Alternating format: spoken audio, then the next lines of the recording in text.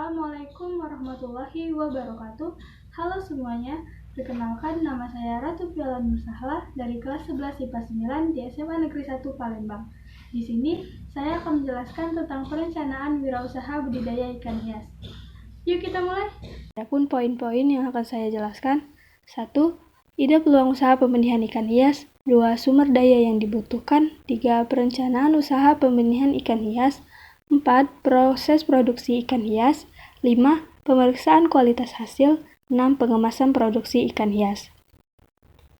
Wirausaha budidaya ikan hias. Pembudidayaan ikan adalah kegiatan untuk memelihara, membesarkan, dan membiarkan ikan serta memanen hasilnya dalam lingkungan yang terkontrol. Pembudidayaan ini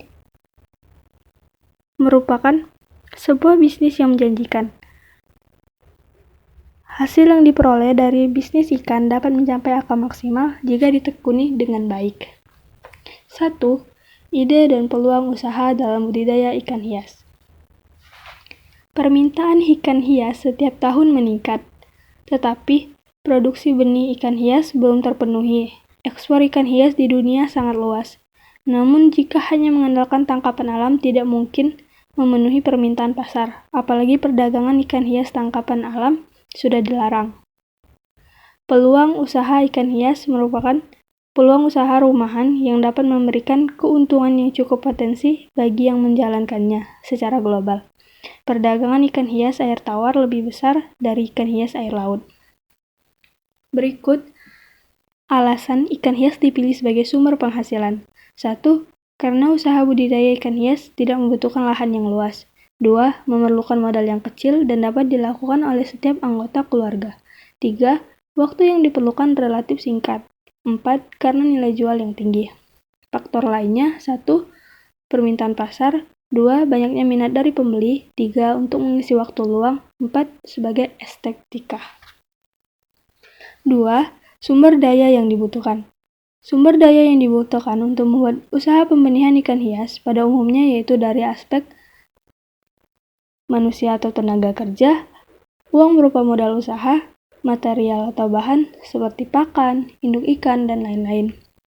Mesin atau peralatan berupa media hidup ikan, sistem kerja dan pemasaran. Alat dan bahan yang diperlukan untuk mendukung pembenihan dan pemeliharaan ikan hias. 1. Botol bekas atau plastik atau akuarium. 2. Kaca dan lem. 3. Sumber daya alam. 3. Perencanaan usaha pembenihan ikan hias. Untuk membuat usaha yang utama yang diperlukan yaitu 1. Pemilihan nama usaha pembenihan ikan hias atau memiliki nama perusahaan badan usaha. 2. Penentuan lokasi usaha. 3. Penentuan jenis ikan hias yang akan dibudidayakan atau komoditas yang akan dipasarkan. 4. Penentuan pasar atau konsumen pangsa pasar. 5.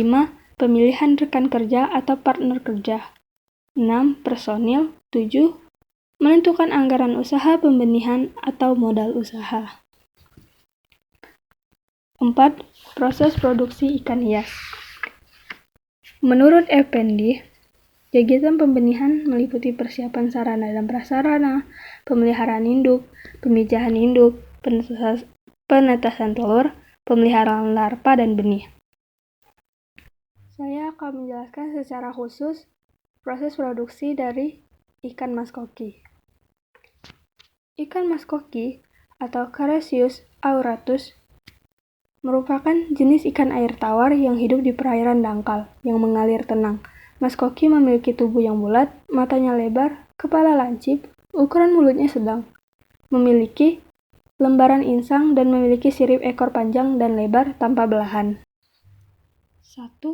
Persiapan sarana dan prasarana atau media pemijahan indukan.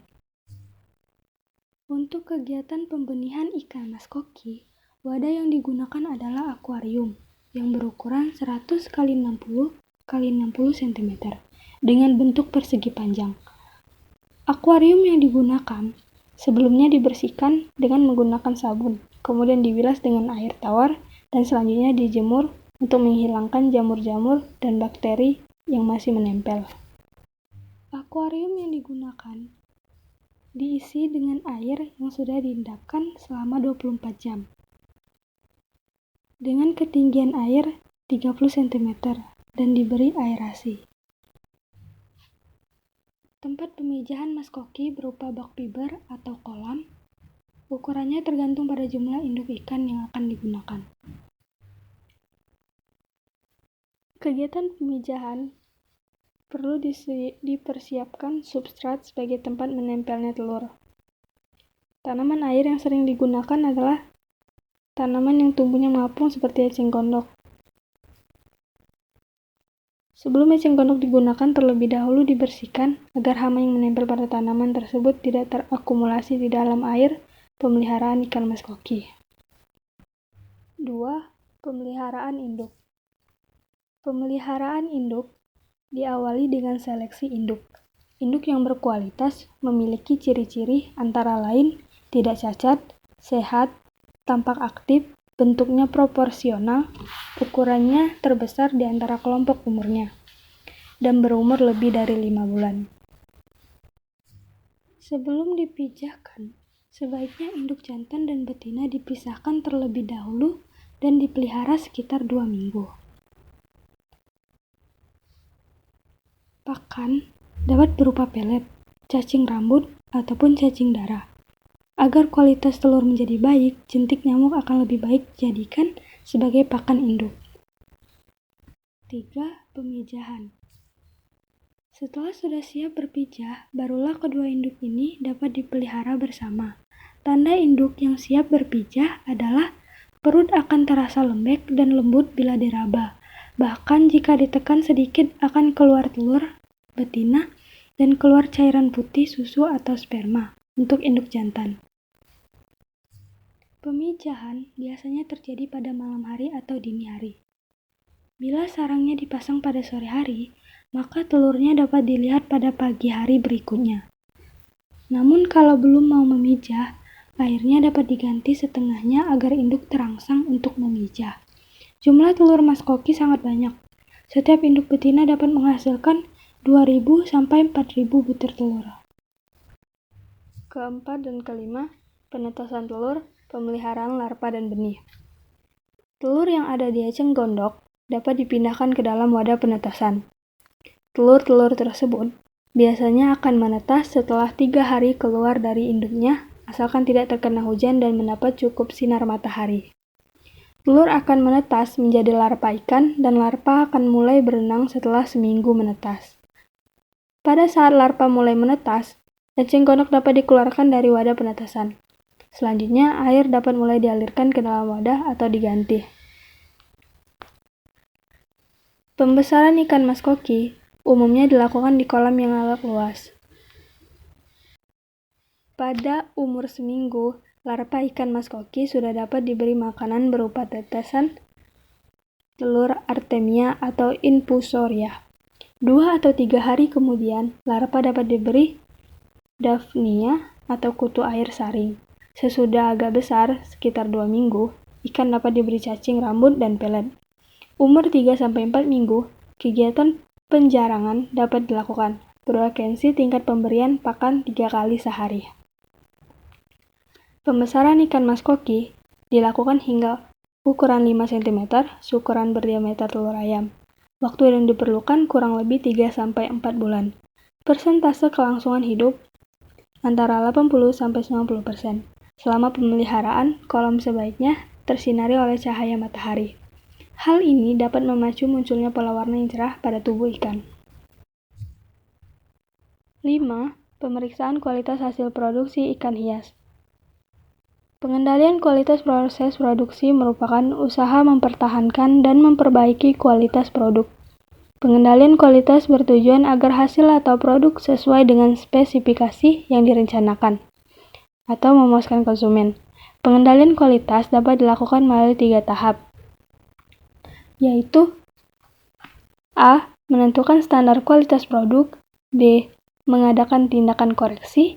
C. Merencanakan perbaikan secara terus-menerus untuk menilai standar yang telah ditetapkan.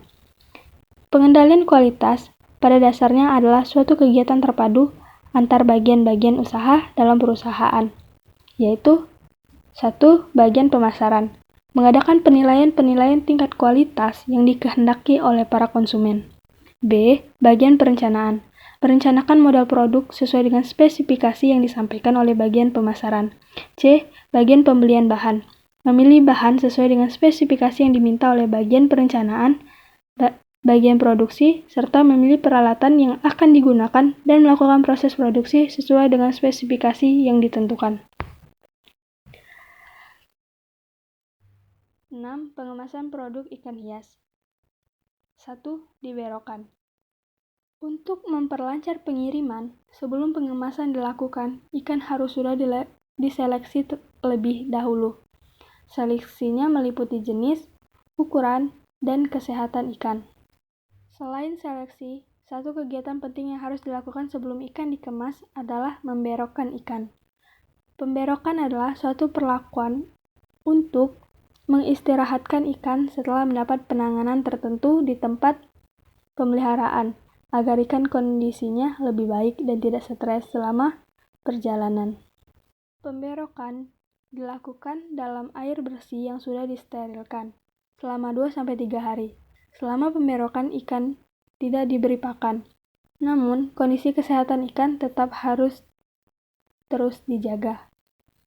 Kandungan oksigen O2 dalam air harus cukup, sebaiknya tidak kurang dari 8 ppm, dan kandungan amoniak NH4 tidak melebihi 0,1 ppm. Bersamaan dengan pemberokan dilakukan juga seleksi kesehatan, serta perhitungan jumlah ikan. Ikan sehat dan normal siap dikirim. 2. Disesuaikan dengan daya tampung. Alat tempat pengiriman atau pengemasan ikan hias hidup biasanya menggunakan kantong plastik. Kantong plastik dipilih yang kuat dan rangkap 2 untuk menghindari kebocoran. Untuk keselamatan ikan, jumlah ikan yang dimasukkan dalam kantong plastik harus disesuaikan dengan kemampuan daya tampungnya. Selain itu, perbandingan isi ikan dengan jumlah air dan oksigen juga harus sesuai. Sebaiknya kantong plastik hanya diisi air 1/4 bagian. Air yang dimasukkan dalam kantong plastik harus steril dan sudah difiltrasi terlebih dahulu. Setelah kantong plastik diisi air, maka ikan dimasukkan ke dalamnya. Sebelum ditransportasikan, agar lebih aman, plastik berisi ikan dikemas terlebih dahulu dengan menggunakan karton. Karton yang digunakan harus kuat sehingga tidak mudah rusak saat penanganan dan selama dalam perjalanan. 3. Pengangkutan. Dalam pengangkutannya, selain keselamatan, waktu juga perlu diperhatikan. Untuk itu, alat transportasi yang digunakan perlu dipertimbangkan. Pengangkutan dapat melalui darat, melalui air, atau udara, disesuaikan dengan jarak dan kemudahan pengiriman. Selain alat transportasi, lamanya perjalanan juga harus diketahui secara tepat. Jika hal ini tidak diketahui secara tepat, maka sulit memperkirakan perbandingan jumlah oksigen yang harus diberikan. Akibatnya juga membahayakan keselamatan ikan yang dikirim. Namun, apabila semua persyaratan pengiriman sudah diperhitungkan dengan baik, maka keberhasilan pengiriman ikan hias ini pasti didapat. Itulah penjelasan dari saya, semoga bermanfaat. Saya akhiri dengan wassalamualaikum warahmatullahi wabarakatuh.